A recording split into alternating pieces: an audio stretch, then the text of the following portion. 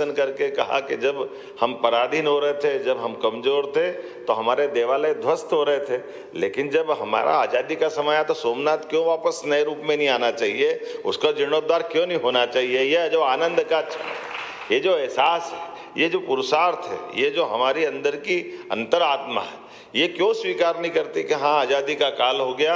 हमारी जड़ें जहाँ जुड़ी है, उस जड़ें जुड़ी हुई व्यवस्थाओं के आधार पर हमारी दृष्टि वैसी क्यों नहीं होना चाहिए।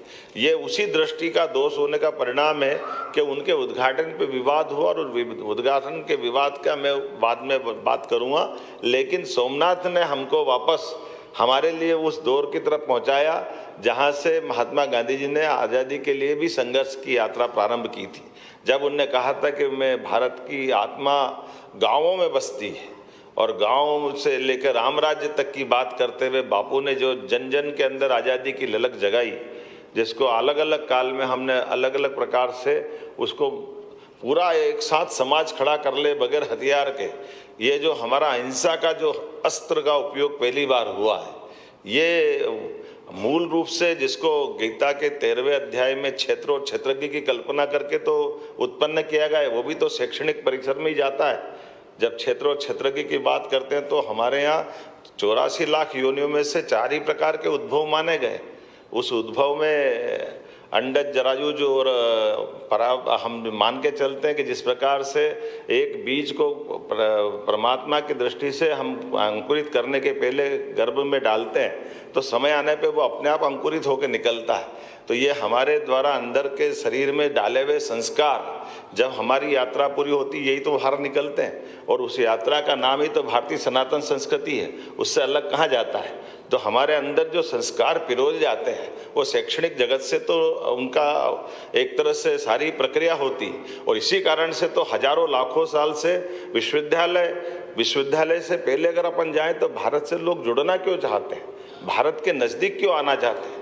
और ये हमने देखा ही है कि जो हमारे दुश्मन रहे उनने हमारे दुश्मनी का सबसे बड़ा कोई हमारे लिए जगह ढूंढी, तो वो हमारी गर्दन काटने का नाप नहीं लिया उनने हमारे विश्वविद्यालय जलाने का रास्ता ढूंढा, जिसमें तक्षशिला, नालंदा, विक्रमजीत शिला, ये जो विश्वविद्यालयों पे जो अटैक हुए थे, उस अटैक के कारण से हमारी अपनी वो परंपरा को ख़त्म करने का प्रयास किया था। और इसीलिए माननीय आपने सही कहा कि हम तो 64 कला वाले राज्य से आते हैं, तो जो हमारी कलाओं के अंदर की जो लालित्य है, जो उसका आनंद है, मुझे इस बात की प्रसन्नता है कि भगवान कृष्ण ने कंस को तो मारा है, लेकिन कंस को मारने के बाद अगर शिक्षा ग्रहण करने कहीं आए तो मध्य प्रदेश की धरती पे आए, सांदीपनि आश्रम को गौरवान्वित किया, और शिक्षा भी क्या शिक्षा ग्रहण की उनने।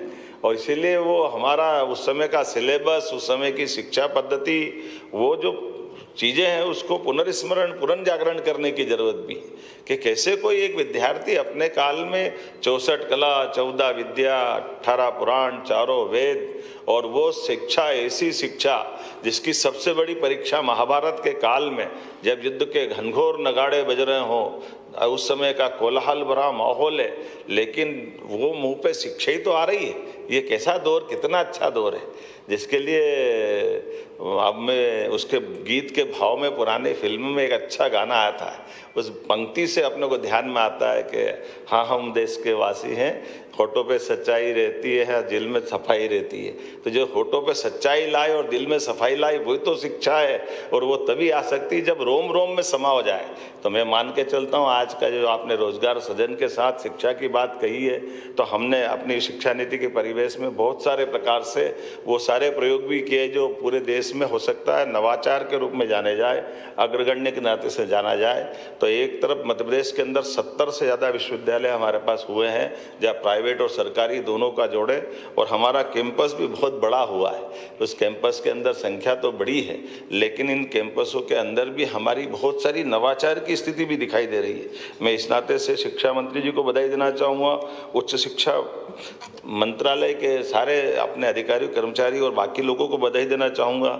जब हमने शुरुआत करते गुरु की बात करी, तो गुरु से हमारा वो नाता उस प्रकार से जोड़ा गया जिसके कारण से कहा गया कि विश्व गुरु भारत था तो विश्व गुरु हम किसी को गुरु शिष्य के नाते से देखने नहीं जा रहे हैं।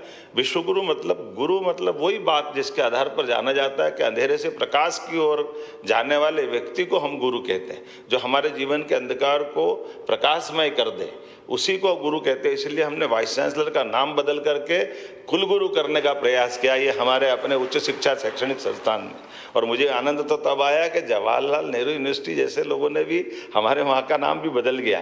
तो ये अब अपनी यात्रा कहाँ से कहाँ जा रही है, अपनी मध्य प्रदेश से दिल्ली की तरफ ये यात्रा से आखिरकार वो सब प्रकाश दिया जिसकी आवश्यकता है।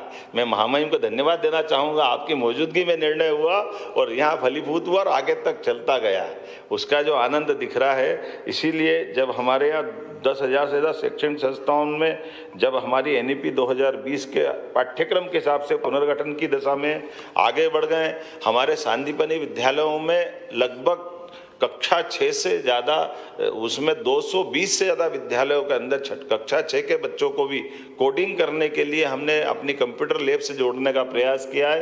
ये जो हमने कहा कि केवल शिक्षा केवल कागज की डिग्री लेने के लिए नहीं हो, उसका जीवन में उपयोग हो और भविष्य की चुनौतियों से वो लड़ने में या उसको समझने में समर्थ हो। इसलिए AI, data science, machine learning, cloud computing, biotechnology, green energy, आज का जो समय चल रहा है वाकई, अब मैं इसको सरल शब्दों में यही कह सकता हूँ, आजकल करेंसी का ज़माना है, लेकिन ये मान के चले कि स्किल ही करेंसी है, ये भारत वालों को मालूम था। इसलिए भारत के लोगों की दृष्टि के हिसाब से आज हम अपने स्किल पे ही जा रहे हैं। जब हम स्किल की तरफ चलेंगे तो आज के समय में इनोवेशन की तरफ भी आना पड़ेगा, और इनोवेशन में हम सब प्रकार से बढ़ रहे हैं।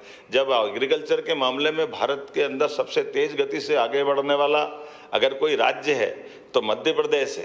तो मुझे इस बात की प्रसन्नता है कि केवल हम खेती नहीं कर रहे हैं, खेती की शिक्षा, एग्रीकल्चर एजुकेशन भी हमारे सामान्य विश्वविद्यालय तक ले गई, ये हमारे लिए बड़ी बात है। हमारे चारों तरफ आज जो वातावरण बना है देश में, अपना उच्च शिक्षा विभाग इसमें अग्रगण्य भूमिका निभा रहा है कि हाँ, हम अपने विद्यार्थियों के लिए अगर वो शिक्षा के बाद कोई सर्विस में जाए तो, अन्यथा अपनी खेती किसानी भी करे तो उनकी शिक्षा दीक्षा भी आधुनिक तरीके से होना चाहिए, इसमें क्या कष्ट हो। इसी प्रकार से दूसरे भी बहुत सारे कोर्स खोलने की बात कही है। मैं महामहिम को धन्यवाद देना चाहूँगा। हमने अपनी कई सारी चीज़ों को, बनी बनाई व्यवस्थाओं को, चूँकि 2020 की शिक्षा नीति लागू हुई है, इसलिए बीते समय के कई कठिनाइयों को दूर करने के रास्ते भी हमने परिमार्जित करने का प्रयास किया, उनको दूर करने का प्रयास किया। और उसका उदाहरण हमारे मेडिकल यूनिवर्सिटी वाली बात आती है कि हाँ, मेडिकल यूनिवर्सिटी भी होना चाहिए, लेकिन मेडिकल यूनिवर्सिटी केवल पूरे प्रदेश के सभी मेडिकल कॉलेज को संचालित करे। जैसे प्राइवेट मेडिकल कॉलेज अपनी यूनिवर्सिटी संचालित कर रही है, ऐसे गवर्नमेंट वाले कर ले, लेकिन सारे विषयों को खोल करके विश्वविद्यालय का मतलब ही है, उसके दायरे कैसे सीमित हो सकते हैं, उसके दायरे विस्तृत होना चाहिए। और इसलिए विस्तृत दायरे में आज के इस दौर में जब आप दिन भर, आज मैं सारे विद्वानों के नाम देख रहा था, संस्थानों के, अपने देश भर के स्वनाम धन्य बड़े बड़े संस्थानों के बड़े बड़े विद आपके बीच में बैठे हैं। ऐसे विद्वानों के बीच में मैं ज़्यादा नहीं बोलना चाहता हूं, लेकिन मैं दिल से स्वागत करना चाहता हूं। हमने कुछ और नए कदम बढ़ाने की तरफ संकल्प लिया है। हमने कहा कि जब हमने अपने दूध उत्पादन में, मध्य प्रदेश देश का तीसरा राज्य है और ऐसे में हमारे दूध उत्पादन के आधार पर हम नंबर 1 पे जाना चाहते हैं कि इस राज्य के अंदर के पशु भी उतना मदद मिले। तो जब हम देश में नंबर 1 बनना चाहते हैं, जब 6 करोड़ से ज़्यादा पशुधन हमारे यहाँ है, ऐसे में केवल एक वेटरनरी कॉलेज से डॉक्टर को कैसे उसकी पूर्ति कर सकते हैं। इसलिए ये कोर्स भी सारे विश्वविद्यालय में खुलना चाहिए। उस केवल पशुधन की बात नहीं करें, मत्स्य उत्पादन में भी मध्य प्रदेश बहुत तेजी से आगे बढ़ रहा है। जब विश्व का पहला नदी जोड़ो अभियान का 1 नहीं 3 संकल्प हम करते हुए आगे बढ़ रहे हैं। अपने यहाँ एरिगेटेड एरिया भी जब बढ़ रहा है, सब प्रकार की व्यवस्थाओं पर हमने ध्यान दिया है। तो मत्स्य उत्पादन से लगा करके पशुपालन तक, और पशुपालन से लगा करके और भी इसी प्रकार के नए नए सारे सेक्टर में जाने की आवश्यकता है। ये बात सही है। AI के ज़माने से थोड़ा सा लोगों को डर लगता है, मैं कहता हूँ कि डरने की बात कम है।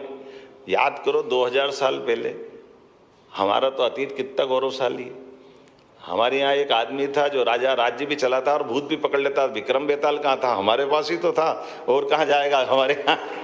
विक्रम के बेताल का वो दौर हमको हमारी शिक्षा से भी जोड़ता है और उस काल के गौरवशाली अतीत से भी परिचय कराता है कि एकमात्र देश भारत है जहां ये सारी चीज़ों का उपयोग करते हुए लोगों की बेहतरी के लिए जो बेहतर से बेहतर कर सकते हैं उस दिशा में हम बढ़ने के लिए समर्थ हैं। आइए हम सब संकल्प करें। निश्चित रूप से मध्य प्रदेश सरकार आज आपके जो विचार का नवनीत निर्णय मिलेगा उस दिशा में ठोस कदम बढ़ाएगी। मेरी अपनी ओर से एक बार फिर सब आपका अभिनंदन, धन्यवाद। भारत माता की जय। बहुत बहुत धन्यवाद माननीय मुख्यमंत्री डॉक्टर मोहन यादव जी। आपने ठीक ही कहा कि ये लाइव तस्वीरें इस वक्त आप देख रहे थे सीएम डॉक्टर मोहन यादव की लाइव तस्वीरें। विकसित एमपी कार्यक्रम में सीएम डॉक्टर मोहन यादव मौजूद थे। मध्य प्रदेश को किस तरह से आगे लेकर के जाना है इस पर ही चर्चा हो रही थी और जानकारियां वो दे